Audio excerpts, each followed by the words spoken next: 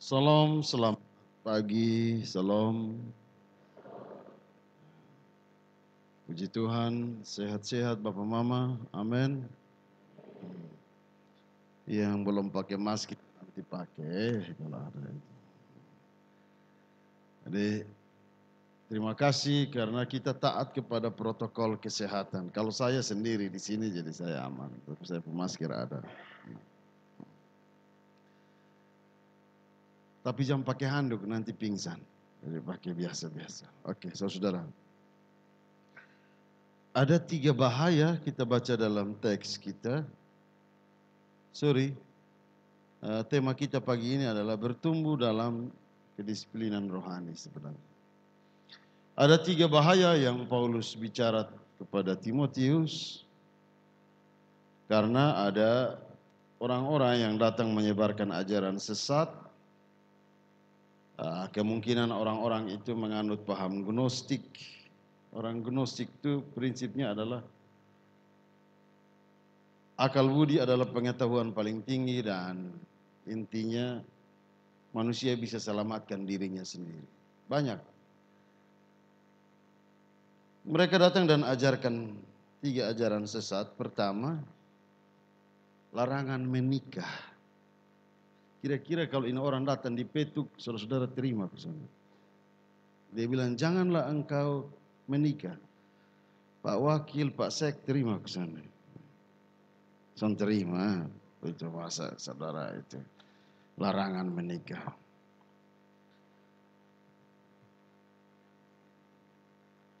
Saudara mau menikah atau tidak, itu urusan saudara. Amin.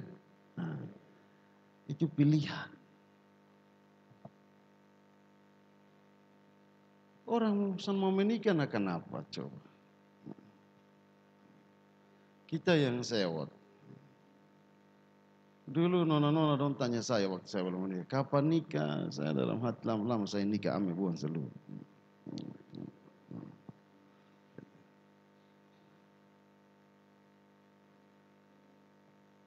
Masalahnya adalah alasan supaya tidak menikah itu mereka bilang bahwa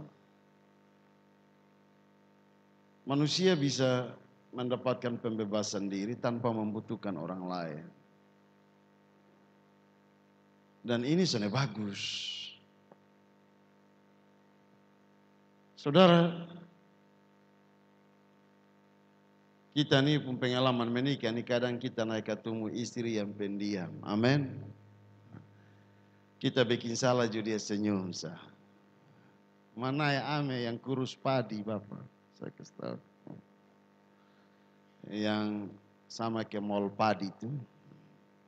Yang dia pemulut tatat begini. Setiap jam, setiap menit, saudara susah. Walaupun ada perbedaan, ada keanehan, tapi kita mampu menjalani itu kan. Amin. Jalan biasa. Ada mama-mama yang begitu tabah menghadapi di pun suami yang suka malas lagi. Pemalas kerja, jalan pi mana-mana kasih masuk baju di setel dalam, minyak wangi, rambut pakai minyak kelapa, licin lah dari sana. Tabah, dia butuh waktu lama untuk berubah. Seni kok, amin, biasa-biasa saja.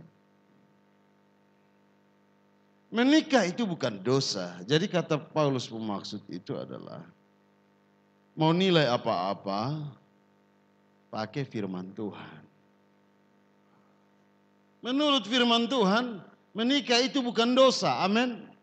Tidak baik kalau manusia hidup seorang diri. Kemudian saudara baca juga bahwa Tuhan Yesus kasih ajar. Tidak boleh bercerai kecuali maut. Jadi kalau orang pun istri atau suami mati itu dia cara menangis pasti beda. Mama dong menangis betul-betul, mau bapak dong kalau dong istri menangis. Mama terima kasih kesempatan bapak satu kali lagi. Nah, itu biasa begitu. Saya main gila saja, jadi saudara tidak usah tanggapi itu. Tuhan Yesus, dia mengubah air jadi anggur di pernikahan di Kana, dia menghargai pernikahan. Jadi menikah karena, apalagi saudara bilang, kenapa belum menikah? Belum ketemu yang pas. Nanti dunia kiamat baru pas. Jadi saudara, menikah atau tidak menikah itu adalah pilihanmu. Amin. Silakan. Hanya firman Tuhan tidak pernah melarang orang menikah. Paulus tidak menikah. Timotius tidak menikah. Alasan mereka itu adalah supaya fokus pada pelayanan. Ya silakan. Itu tidak ada soal. Tapi jangan sekali-kali larang orang menikah karena kita tidak membutuhkan orang lain. Aduh, saya kasih tahu saudara. Pak saya cuci baju sendiri, ikut mam tua yang cuci kasih. Ya. Kalau mam tua san cuci bu bahaya. Oh. Potong ini, aduh, potong butuh orang lain di sekitar kita. Apalagi kalau saya kasih tahu saudara, orang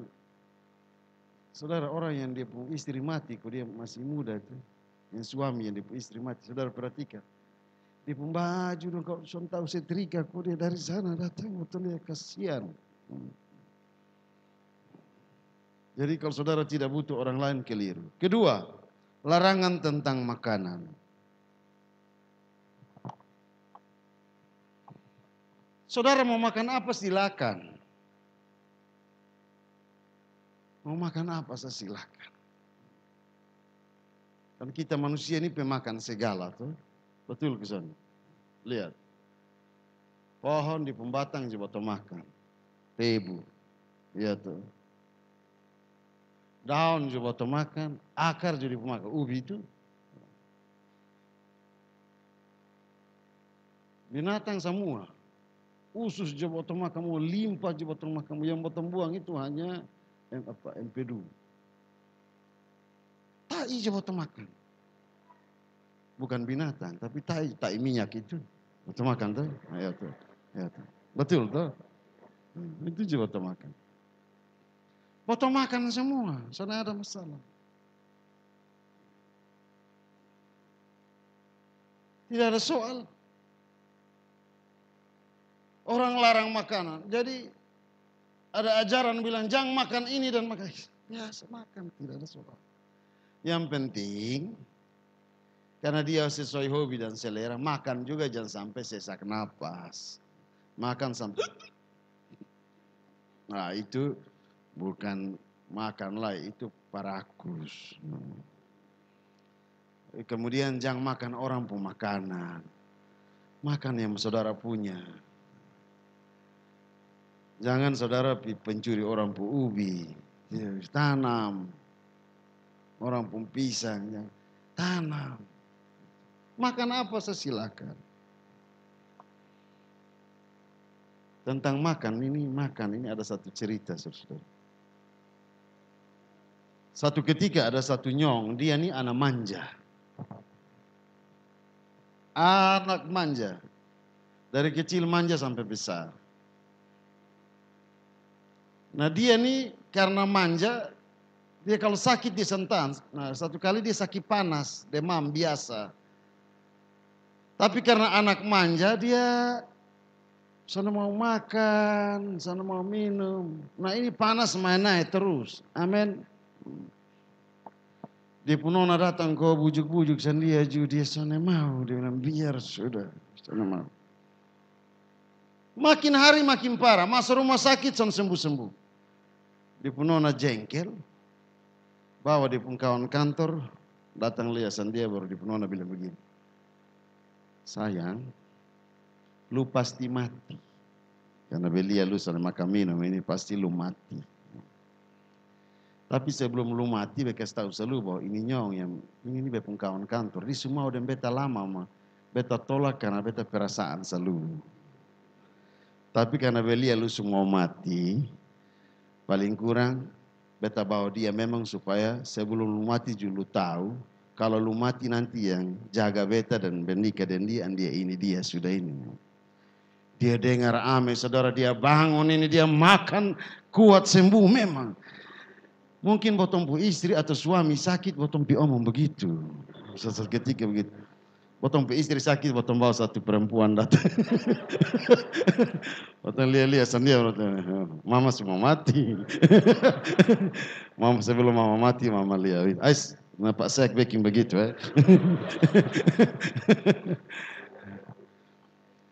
Jadi makan minum itu silakan saudara atur. Yesus kasih ajar begini.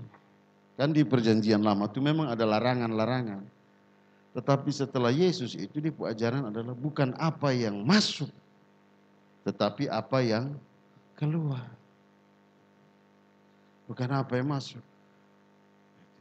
Jadi apa yang keluar. Hidup bukan soal makanan tapi sikap hidupmu. Itu yang paling utama. Jadi tolong kau saudara, jangan ini sana boleh makan ayam berkaki 9 atau apa. Atau jangan makan B2 karena ini. Makan saja. Asal kontrol dan jangan lupa mengucap syukur. Saudara, banyak suku nih yang makan aneh-aneh kok. Ada negeri yang dong makan belalang. Tidak ada masalah. Ada yang dong makan ular. Makan. Daging ular itu enak tuh. Saya super makan. Pantas. Dari tadi saya masuk ke bau ular.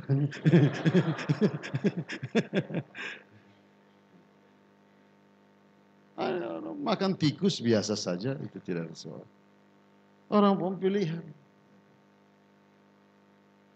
Saya pernah pergi masuk minta di satu tampa. Botol habis masuk minta. Untuk tanda setuju dong kasih botol minyak babi. Setengah gelas bos. Saya bilang ini apa? Ini untuk tanda setuju. Saya dalam hati celaka. Botol minum habis ini. Dia pun serangan dari dalam ini juga minta ampun. Tapi orang anggap biasa. Jadi tidak ada di zaman Yesus itu saudara larangan makan minum. Bagi Yesus makan minum tidak penting. Kecuali satu. Waktu para rasul sepakat bahwa yang tidak boleh kita makan itu adalah makanan yang diberikan kepada penyembahan berhala. Itu sana boleh. Saudara, bahaya ketiga adalah ajaran sesat, itu soal percaya kepada tahayul-tahayul cerita dongeng. Bilang jangan lewat di sini nanti. Ini kalau dia malam-malam bapak dia bahaya. Di sini. Saudara pun ketakutan ini jalan pisang bagoyang saudara dalam nama Yesus. Padahal angin saja pisang bagoyang. Saudara Yesus Tuhan, Yesus Tuhan. Saya tofa-tofa di rumah, balai belakang.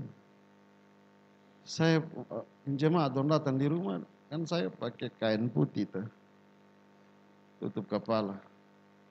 So agak malam jadi lampu saya gitu. Dong dari belakang, saya dengar orang bilang, ini setan.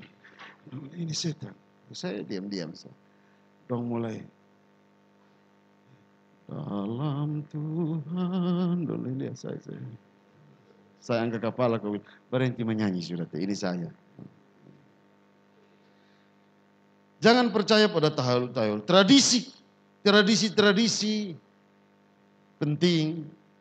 Tapi banyak yang kita tidak tahu. Karena kalau kita tidak tahu, jangan coba-coba. Nanti kita tersesat. Amin. Orang bakar lilin, kita jumpa iko bakar lilin dikubur. Ada dong kubur orang, separuh taruh masuk, dong titip. Kain, selimut, pantal. Ada yang sampai taruh rok, romantik. Supaya piko baik tua, isap ambil 1-2 batang. Ada aneh-aneh saja. Saya pun kawan, Dia cerita bangga-bangga di saya begini. Dia bilang, Bu, beta pu mama mati. Beta masih dengan kapal jauh, belum sampai. Beta pu mama pun mau kasih pakai baju, beta pu mama pun tangan begini. Kunci begini. Sudah, beta sampai, beta bisik di mama pun mama pun tangan lurus begini. Jadi saya bilang sama, di Oesapa juga begitu. Oh begitu, di Oesapa tuh ada mama juga begitu, dia mati di bentang. Orang mau kasih pakai baju setengah mati. Tunggu keluarga di mana? Sana ada keluarga. Just satu om bisik di telinga, sana lama dia kasih lurus. Sana ada hubungan keluarga. Coba tanya, om bila apa kau dikasih? Beta pibe bilang, lu mau kasih lurus kau be ame sensor. Dia langsung lurus.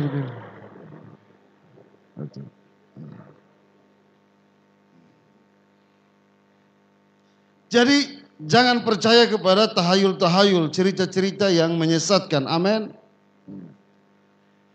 Daripada percaya kepada sesuatu yang tidak pasti, lebih baik percayalah kepada yang pasti, yaitu Tuhan Yesus.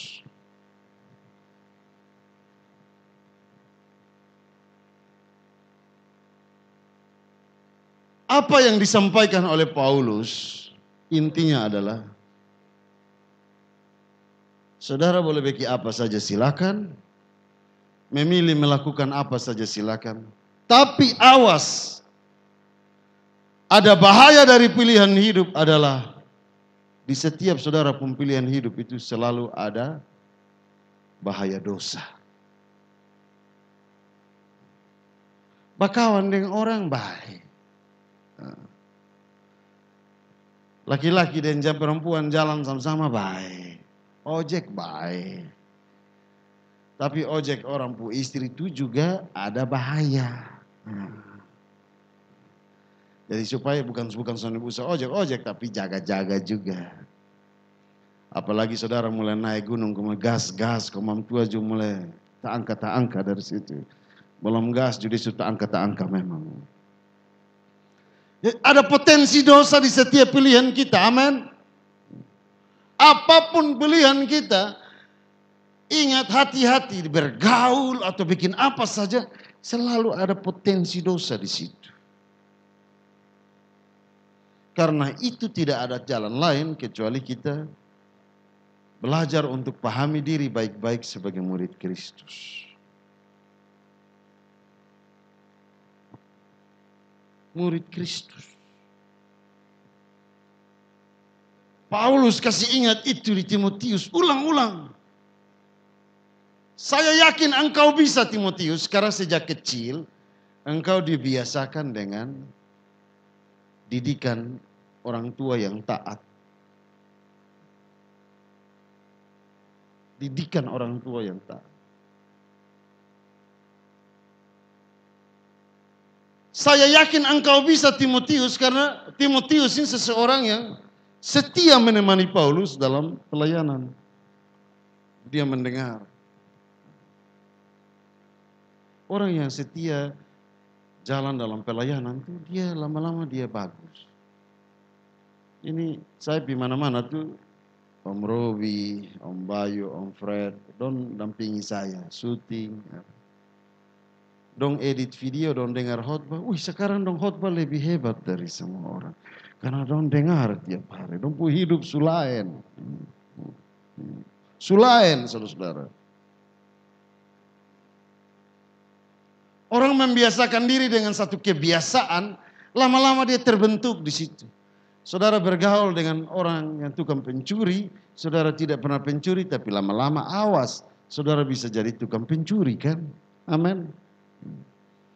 Saudara bergaul dengan orang yang lahir lidah keluar duluan, sehingga dia tiap hari dia kerja hanya omong orang pun nama.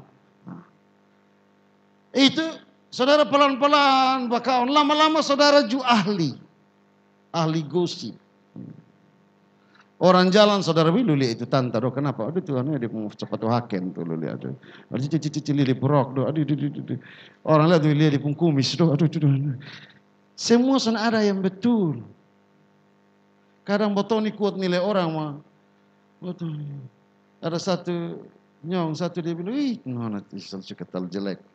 Saya dalam hati telupu muka justru betul, malu juga kalau lu nilai orang sana baik.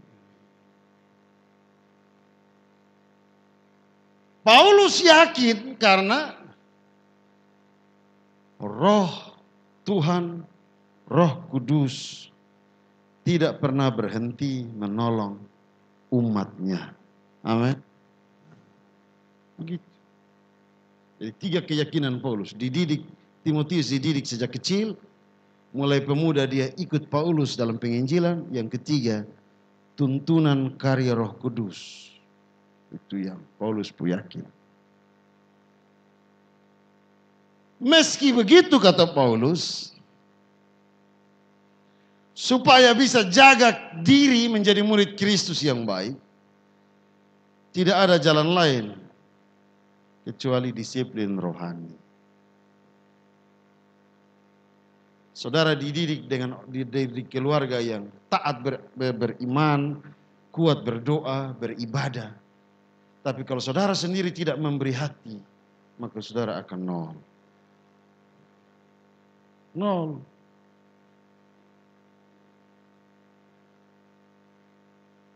Tapi kalau saudara mau memberi hati mendengar, saudara akan luar biasa. Disiplin. Bagaimana caranya? Pertama, latihlah dirimu beribadah. Saya cek kata ibadah di ayat 7. Paulus pakai kata bahasa Yunani-nya eusebeia. Maksudnya bukan hanya beribadah tapi hidup saleh. Kesalehan. Ibadah bukan hanya sebuah aktivitas penyembahan. Ibadah adalah satu cara menolong kita melihat kehadiran dosa dalam hidup setiap hari. Karena waktu datang di gereja ini juga ada potensi dosa, saudara, sebenarnya. Coba, satu orang dia baca salah Alkitab, semua orang akan bilang, betul kesan. Kalau saudara orang beriman, saudara akan bilang, Tuhan tolong, omong dalam hati. Ini, betul kesan deh. Mas suruh dia datang baca. Belum baca saja. Karena ingat masuk keluar. Iya toh? Betul toh? Ada potensi dosa. Saudara duduk. Saudara lihat orang senyum. Terkuju. Saudara tahu bahwa tante yang di sebelah ini tadi malam saudara ada bersambung mulu. Dan ini saudara balik begini. Saudara ini tunen. Ada potensi dosa.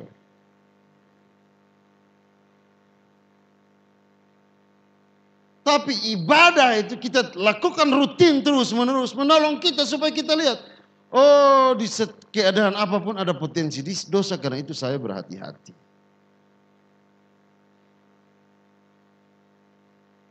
Martin Luther tokoh reformator berkata begini.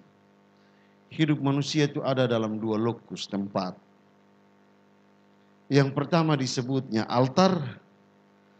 Kita mesti punya waktu untuk berjumpa secara kusuk dengan Tuhan. Karena setelah dari altar, kita akan bergeser ke namanya pasar. Kehidupan setiap hari. Orang-orang yang selalu ada di altar berjumpa dengan Tuhan akan diberi kemampuan oleh Tuhan untuk menginterupsi kehidupan di pasar yang tidak berkenan dengan kehendak Allah. Disiplin beribadah, disiplin berdoa, disiplin seperti ini menolong kita untuk mempunyai hikmat memutuskan sesuatu. MJH misalnya Pak Wakil Ketua, Pak Sek. Saudara di kampung ini mau omong apa-apa juga saudara tidak omong sembarang kan? Atau saudara tukang omong sembarang? Mau omong apa-apa juga pertimbangannya berhikmat. Kenapa? Wakil ketua dan sekretaris nah. Pakai pertimbangan firman kan? Amin. Satu kali Otto Mikulo dia salib, saya bawa Otto dia salib. Dia begini. Aku juga tak kancing. Saya makan gigi, saya turun. Lu mau cari celaka. Langsung semua penumpang di atas. Pak Pendeta, saya juga iya, beta hanya togor saya. Malu kan? Amin. Cara kedua adalah tekunlah membaca kitab suci. Makin membaca, saya dan saudara akan beroleh pengertian. Agustinus, tokoh gereja itu bilang begini. Dia sudah baca semua buku. Semua buku yang dia baca, dia dapat pengetahuan. Saudara mau pintar, pengetahuan, baca semua buku. Baca. Tetapi yang membuat dia kaget adalah ketika dia membaca Alkitab, buku ini berbeda dengan semua buku lain. Kenapa? Karena ketika dia membaca Alkitab, dia membaca tentang keberadaan dirinya sendiri.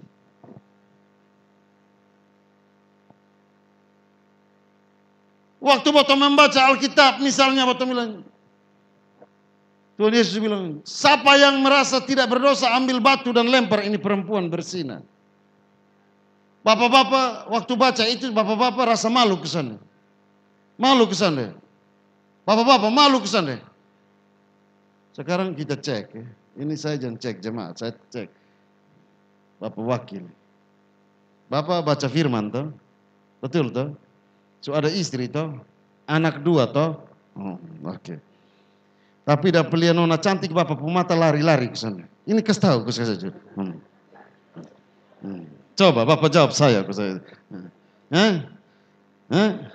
Jawab saya supaya saya ini. Pak Sek. Ya. Jangan tap on me. Jadi karena goyang itu yang enak saya. Jawab betul ke sana. Budak pelian nona cantik mata do lari-lari ke sana. Lari ya, itu. Kecuali Pak Bendahara. Betul, saudara baca Alkitab. Wih, saudara bilang, Abraham. Kadang potong pikir, bisa ya Abraham. Coba tak ke Abraham. Kenapa? Kenapa Bapak? Beta ini suka Abraham. Kenapa? Duduk diam-diam, betul istri bilang, Bapak ame Hagar. Coba saudara pikir, coba pemain tua bilang, Bapak, lihat ame tanta di sebelah itu kok, tolong ame dong. Saudara, dan setiap kali kita membaca firman itu seperti kita membaca kita pun diri. Kita marah suami, marah istri, marah anak-anak, tak kuju buka firman bilang, jangan biarkan kemarahanmu sampai matahari terbenam. Malu kesana. Marah bapak, mama, marah saudara. Jalan lihat lain, satu lihat kiri, satu lihat kanan. Baru pimpin di ibadah rumah tangga, pembacaan. Jangan biarkan kemarahan sampai matahari terbenam. Kira-kira saudara dengar habis itu, saudara hati ke mana?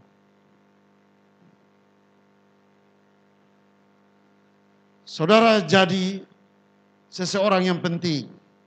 Masyarakat kumpul uang, saudara lihat ame itu uang untuk beli beras, saudara makan buang. Terkuju saudara pimpin firman, firman bilang jangan mengingini, jangan mencuri. Kira-kira saudara baca habis, saudara hati dugdak ke sana. Baca, jangan mengingini barang sesamamu, jangan mencuri. Saudara baru habis beli rokok pakai doi pencuri. Kira-kira saudara waktu baca, saudara begini. Iya. Ada satu penatua, dia khotbah hebat-hebat. Di ibadah rumah tangga dia bilang gini, kamu harus mengasihi istrimu. Dia istri pangkok kaki baru duduk samping bilang napoi bah, omong kos. Jangan tanya, kenapa? Dia baru pukul habis sambeta. Itu. Begitu saudara. Jadi membaca firman itu sama dengan saudara membaca diri sendiri. Perlakuan orang-orang benar itu menolong kita supaya kita harus melakukan kebenaran. Tapi perlakuan orang-orang jahat seperti kita bercermin. Karena ada dosa yang kelihatan tapi ada dosa yang tidak kelihatan. Itu bahaya. Papa mama majelis ini duduk sama-sama pun belum tentu saudara pu hati majelis. Iya kan? Betul tuh? Ini majelis. Makanya ada orang bilang majelis itu artinya mayor jenderal iblis. Tapi bukan di petuk, di lain. Saudara jangan tersinggung. Jadi biasakan dirimu saudara, supaya saudara bertumbuh dalam kedewasaan rohani. Tekun dengan firman Tuhan membuat kita pandai membaca ini zaman. Sekarang kan COVID-19. Amin. Saudara dapat pelajaran apa? Memang kita jaga hidup sehat. Kemudian saudara diajarkan juga supaya hati-hati. Jaga jarak. Tapi dengan pakai masker ini saya dapat pelajaran berharga. Berhenti make up. Siapa mau lihat sembasong? Pakai masker itu dong sonelia. Namamu Naomi atau siapapun dong akan panggil Naruto. Oh itu coba aja. Siapa mau lihat ya? Saudara pakai bibir merah tabal-tabal. Siapa mau lihat ame? Kok tutupin? Iya tuh. Dengan ini COVID ini juga kasih ajar kita kok. Jangan bagaya-bagaya lah. Bagaya Jumati. Betul tuh. Saudara boleh pakai baju bagus, celana bagus, rok bagus, minyak wangi, 10 meter orang cium. Tapi son ada nyawa, son ada napas. Kira-kira itu saudara hidup sana jelas. Jadi ini kasih ajar kita banyak hal. Saudara-saudara, tetapi yang utama baca ayat 16. Apoke siatou kai didaskalia. Awasi dirimu dan awasi ajaranmu. Paulus sederhanakan, dia bilang begini. Ini tolong orang Kristen. Dan ini juga untuk saya pun kunyatu. Ada saudara satu. Dengar. Berjuang majelis, dengar. Kita semua ini berjuang supaya orang lain selamat. Amin. Tapi usahakan dirimu juga selamat. Betul ke sana? Di sorga begini teh, jemaat yang saudara marah-marah masuk sorga. Pakuju, cek penatua di mana? Sana masuk-masuk. 6 penatua, dong di Serayon 1 sampai 6, dong di neraka. Cek kenapa? Orang hanya mengajari, orang sedang melakukan. Dia dong bilang tenang sah. Mama pendeta juga ada di neraka, jadi tenang sah.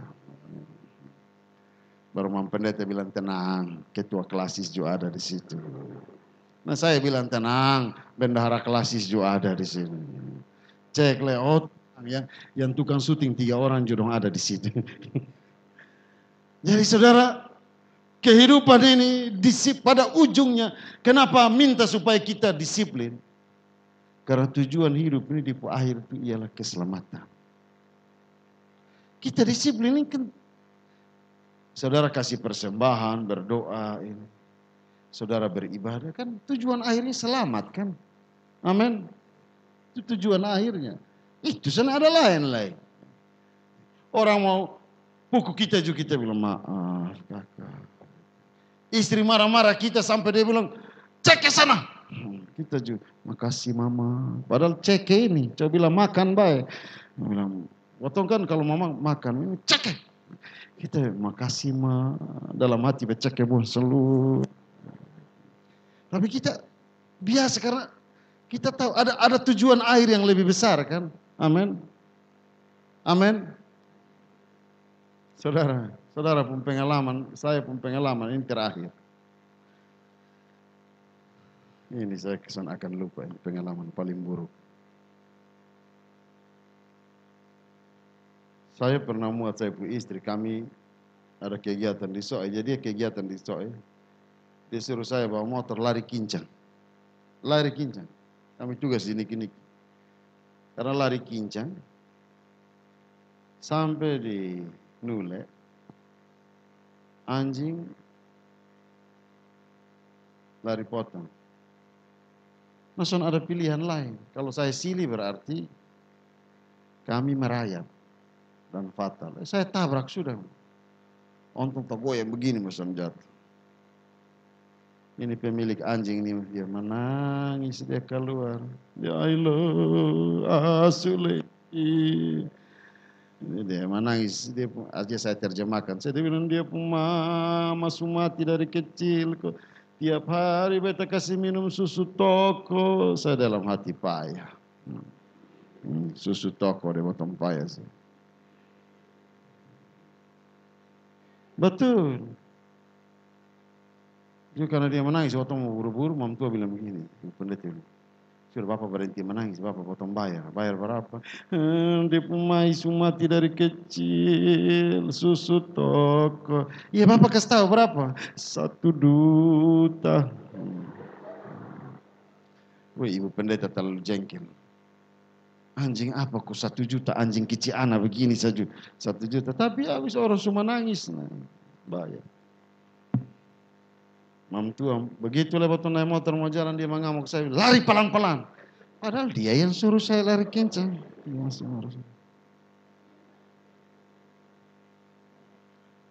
So 3 bulan begitu kami ada pernikahan di niki-niki. Ini nyong dari luar, nonanya dari niki-niki. Pas pengembelaan datang begini, saya masih dari jauh, ini nyong pembapak ini bapak. Pendeta niki saya kenal di mana? Saya bilang kok saya yang tabrak bapak pu anjing yang harga 1 juta itu. Dia tondok malu setengah mati, ini dia yang tondok malu setengah mati. Habis pengembelaan dia bilang bapak saya minta maaf. Saya hampir cek kebuan sendiri pu leher mas saya dan saya sana apa? Sana apa? Potong juga mati sana bawa uang bapak hanya dalam hati saya sampai cek kebuan seluruh hanya kan betul. Kalau besan pendeta saya bisa cek kebuan seluruh. Kalau besan baca firman selalu selesai. Apa lalu datang serahkan diri di kampung nanti gini. Jadi itu disiplin rohani dengan disiplin ibadah dan baca firman menolong kita menjadi dewasa. Tuhan memberkati kita. Amin.